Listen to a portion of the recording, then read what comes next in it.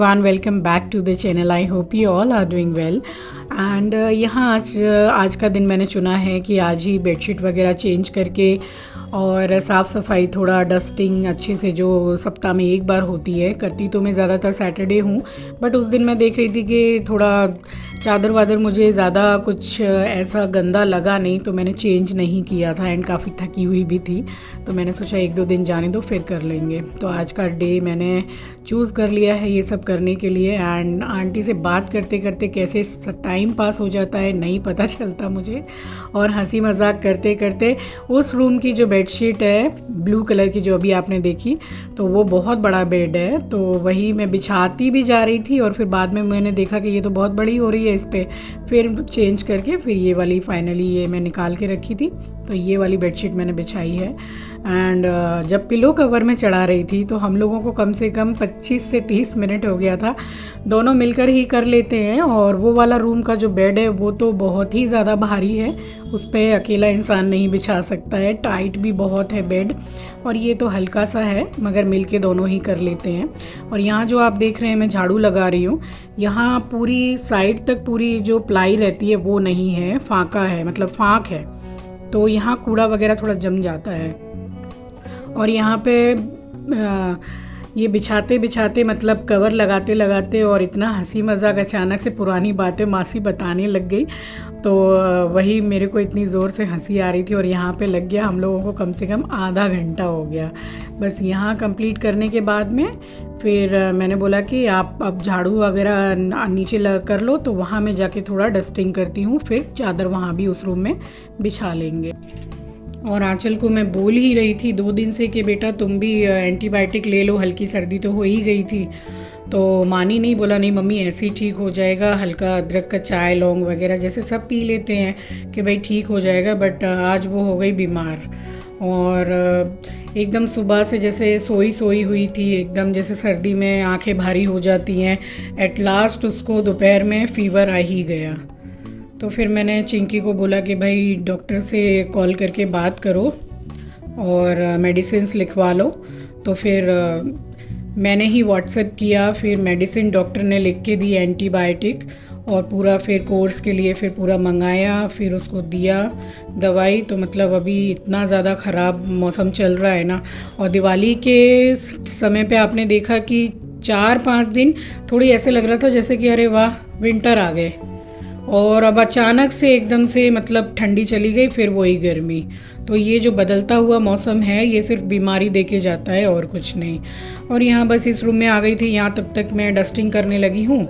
और इसके बाद में चिंकी को तो मैंने भेज ही दिया था मेडिकल स्टोर के, बेटा जाके तुम दवाई ला दो उसको, तो एक डोज दे दे कम से कम तो ठीक रहेगा। अभी उसके क्लासेस भी चल रहे हैं, एंड अब उसका यही 27 तारीख को अभी उसका कैट का एग्ज़ाम भी है, फिर उसके बाद उसका MBA एंट्रेंस एग्ज़ाम भी है आंचल का। तो इस तरीके से बीमार पड़े रहने से नहीं चलेगा, और अभी तो बहुत ज़्यादा सब कुछ मतलब अपना केयर करने की बहुत ज़रूरत है। यहाँ डेंगू बहुत फैला हुआ है, आप लोगों के वहाँ क्या हाल है डेंगू वगैरह का बताइएगा, क्योंकि यहाँ तो गवर्नमेंट की तरफ से जो गाड़ी नहीं आती है जो धुआं फेंकती है मच्छर भगाने वाली, वो तो हर 2-3 दिन के बाद में आती है, हमारे गली में भी घुसती है वो गाड़ी।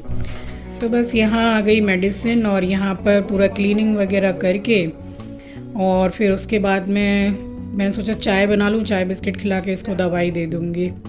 और ये देखिए इसका ये हमेशा का है, जब साफ़ सफाई करेंगे काम तो कुछ करने देता नहीं, इतना बड़ा वाला ड्रामेबाज है ना ये, कि मैं घर पे भी बोलती हूँ कि हमारे आसपास कोई डायरेक्टर नहीं रहता है, अदरवाइज़ इसको अपनी पिक्चर में ले लेता है, इतनी अच्छी एक्टिंग करता है ये।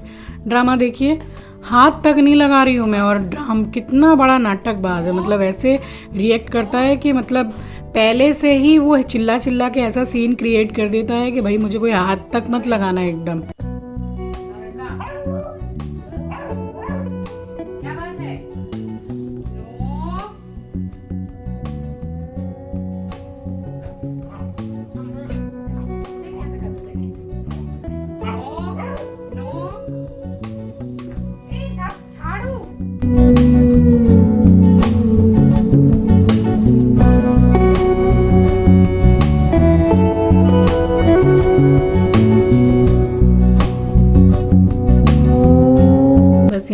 बिछवा ली है चादर, और ये वाला ही बेड मेरा काफ़ी भारी है। ये अकेले तो मैं कर नहीं पाती हूँ, ना ही वो आंटी कर पाती हैं अकेले। तो 2 जन मिलकर अगर सब वीकली मतलब सप्ताह की भी अगर सफाई कर लेते ना तो जल्दी हो जाता है। और आंटी के आने से पहले तो मैं बहुत सारी चीज़ें साफ़ सफाई डस्टिंग वगैरह काफ़ी कुछ कर लेती हूँ मैं। और नई चादरें मैंने अभी दिवाली पर कम से कम 4 से 5 चादरें ली हैं मैंने बेडशीट। तो इतनी बढ़िया बढ़िया प्रिंट है, जैसे जैसे बिछाऊंगी आपको शो करूंगी कि मैं ये भी लाई और वो भी लाई। और मगर मुझे अभी जब से मैं ये फिटिंग वाली चादर बिछाने लग गई हूँ ना, तो इससे अच्छी मुझे कोई लगती नहीं है। अभी ये बिछा दी है, अब ये मतलब ऐसी ही रहती है, एकदम भी ख़राब नहीं होती कि बार बार आपको ठीक करना है या कुछ है। बड़ी अच्छी लगती है मुझे ये चादरें। और यहाँ पर अभी ऑनलाइन तो मिलती है, बट शॉप वगैरह में जैसे हम लोग जाते हैं तो ये फिटिंग्स वाली चादर थोड़ा कम रखते हैं लोग। और यहाँ हो गया। और ये दोनों भाई बहन बस बेड पे 2 दिन से थोड़ा पड़े हुए हैं, क्योंकि सर्दी में थोड़ा शरीर में भी अच्छा नहीं लगता है, थोड़ा अच्छा फील भी नहीं होता है, लगता है बस लेटे ही रहो चुपचाप से। और इसको इस टाइम पे मैंने बांध दिया था, और ये बिल्कुल भी कोई काम नहीं करने देता है। जो झाड़ के जो कूड़ा निकलता है ये अभी तक उसको भी खाता है। अभी ये 25 तारीख को ये 1 साल का हो जाएगा समझ लीजिए, और अभी तक इसको इतनी अक्ल नहीं आई है कि मुझे ये सामान जो नहीं खाने का है वो नहीं खाना है। ये सब कुछ तोड़ फोड़ काटना फाड़ना करता है और कुछ भी खा लेता है, कुछ भी। इनफैक्ट ये हमारा जो मुंह पे लगाने वाला मास्क है वो खा चुका है 2 बार, डिस्पोजेबल मास्क। और इसकी पॉटी में या उल्टी में वो निकलता है। तो अभी तक इसको इतनी अक्ल तो आई नहीं है। तो बस साफ़ सफाई यहाँ पे हो गई। और मच्छर इतने हैं कि मैंने कम से कम 3-4 रिफ़िल गुड नाइट के ला के रखे हुए हैं, और ऑल टाइम जलाती हूँ मैं दोनों रूम में, क्योंकि गुड नाइट ख़त्म होगा दूसरा मंगा लेंगे वो चलेगा, मगर मच्छर नहीं काटना चाहिए। इतनी दहशत यहाँ पे सब फैली हुई है डेंगू को लेकर। और ये शाम का वक्त है, तो बस साफ़ सफाई करने के बाद में ज़रा मैं कुल्ला करके मुंह हाथ वगैरह धो के फिर मंदिर की लाइट जलाती हूँ, क्योंकि मैं 12 बजे दोपहर में करीब मंदिर की लाइट को बंद कर देती हूँ, एक छोटा बल्ब जला के रखती हूँ।